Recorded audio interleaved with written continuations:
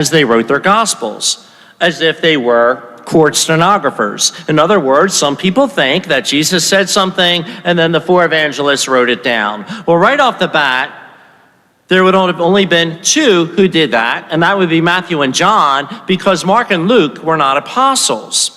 Those of us who are watching The Chosen often see the apostles, Matthew and John, taking out their tablets and writing down something that Jesus just said. That is not accurate.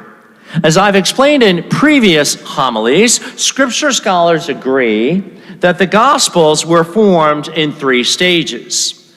The first stage is the actual words and deeds of Jesus of Nazareth, and this stage occurred between the years 30 and 33 AD. During this 3-year stage, Jesus went about teaching and preaching and performing miracles and other wonders which were witnessed by the disciples. But during this 3-year stage, nothing was written down.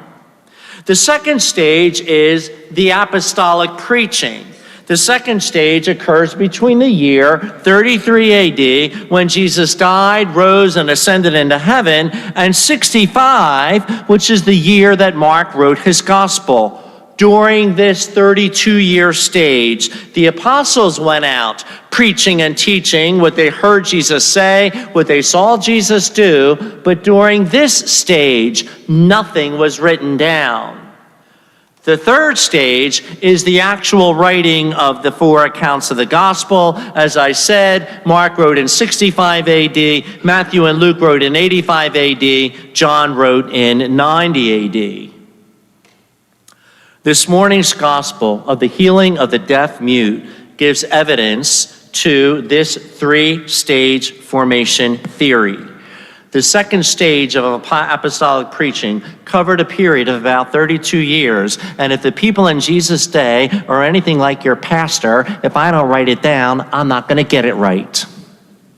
Comparing this miracle story of the healing of the deaf-mute, Mark chapter 7, with the miracle story of the healing of the blind man, Mark chapter 8, you're going to notice some striking similarities. And the people brought him a deaf man, and some people brought to him a blind man. They begged him to lay his hands on him. They begged him to touch him. He took him off by himself away from the crowd. He took the blind man by the hand and led him out of the village. He put his finger into the man's ears and spitting touched his tongue. He spit on his eyes and laid hands upon him. He said, "Be opened." He said, "Do you see anything?" The man's ears were opened and his speech impediment was removed and he spoke plainly. The man looked intently and was restored and saw everything clearly. He ordered them not to tell anyone. He sent him away to his home saying, "Do not even enter into the village." Scripture scholars will use this comparison of these two miracle stories as evidence of the second stage. The apostles preached for 32 years, but because nothing was written down, the details got confused, and by the time the gospel accounts were written, one miracle story of a healing was split into two stories, one about a deaf man, the other one about a blind man. When my cousin, who was a nun, had advanced macular degeneration, she often described what she saw as dark spots in the center of her vision. My granddad was very hard of hearing, and unless you talked loud and slow, he missed most of the conversation. He missed most of what was said on television. Every joke had to be repeated twice. He said more than once that he would rather be blind than deaf. And as a boy, I tried to reason with my grandfather, saying that life would be pretty dark if you were blind. He said life is pretty dark when you are deaf. Although the weather was as crystal clear as it is this morning, what an incredibly dark day it was 23 years ago this Wednesday. Some children in the congregation might be asking, what happened 23 years ago? a day that we all swore we would never forget. As my parents remember where they were when Kennedy was shot, we remember where we were shortly after 8:46 in the morning on September the 11th, 2001, when the first tower was hit. And I remember standing on the front lawn of my home in Roanoke, Virginia that night, looking up at the sky, and I recall how distinctly quiet it was not to hear an airplane. Perhaps that was a glimpse of the darkness that my granddad lived with for years. But the light of Christ shines in the darkness, and the darkness did not overcome it. That afternoon, you could not drive down the street without seeing an American flag. We all remember this. Those in the congregation 30 years old and younger do not know this. Candles burned on front porches and spotlights shined on Old Glory. People drove with their headlights on. The airwaves were filled with a litany of masses and prayer services being held in every church, synagogue, and house of worship. St. Andrew's, First Baptist, Second Presbyterian, St. John's Episcopal, the list went on. Candlelight processions and peace rallies were organized. Divisions of political parties ceased.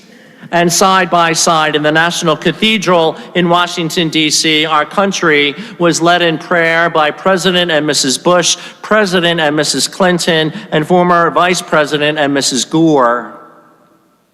Companies that closely watched the bottom line closed their doors and told their employees to go home and be with your families.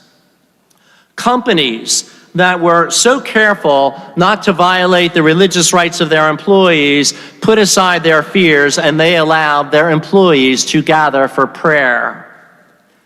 501c3 organizations receive billions in charitable donations. An hour would not go by at work without receiving yet another 9/11 tribute to our country on the internet. And world leaders came to the side of our president, some boldly, some timidly, but they came, and the US-led war on terrorism began. And with a sense of sarcasm, I might add, I was in Washington, D.C. on Monday morning, October the 8th, when the headlines of the Washington Post carried the news of the US military offensive with one word: Taliboom.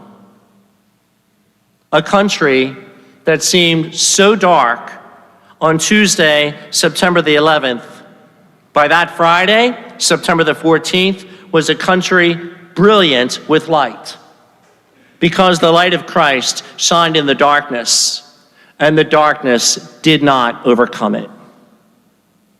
So here we are, 23 years after the largest attack on American soil, and where are we? Well, I was surfing the internet to learn where we are, but I couldn't find any statistics comparing 2001 with 2024, but I found some interesting statistics where America was only 1 year after the attack. By September the 11th, 2002, over 4.1 million babies were born in the U.S. Dozens of these babies were born to surviving family members of 9/11 victims. At least 5 were born to 9/11 victims. By September the 11th, 2002, 2.4 million couples were married. Over 200 million birthdays were celebrated. On June 16th, 2002, Edward and Clara Rumps of Wheaton, Illinois celebrated their 70th wedding anniversary, and over 60 million American students started school. By September the 11th, 2002, Allied forces had launched over 6,500 airstrikes against enemy forces in Afghanistan. 110 al-Qaeda leaders have been detained at the U.S. naval base in Guantanamo Bay. The Taliban, the ruling party of Afghanistan before 9/11, no longer ruled Afghanistan, and over 365,000 men and women joined the U.S. armed forces. By 9/11, 2002, The United States produced over $40.6 trillion in goods and services. U.S. farms produced $342.9 billion. U.S. non-farm businesses produced $33.9 trillion. U.S. nonprofit institutions produced $1.8 trillion. U.S. households produced $59.7 billion. The U.S. government produced $4.5 trillion. By 9/11/2002, 96,000 new jobs were created, and over 1.2 million U.S. men and women graduated from college. The U.S. built 946,000 new homes. 2.5 million Americans started their first jobs.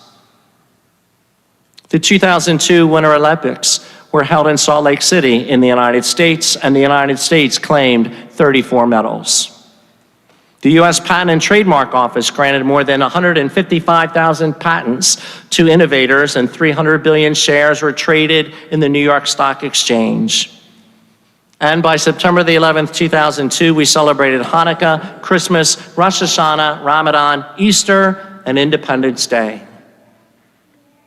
This weekend, we will take the time we need to pay respect to the victims of 9/11 and their families. And we might feel the emotion of that dark day again.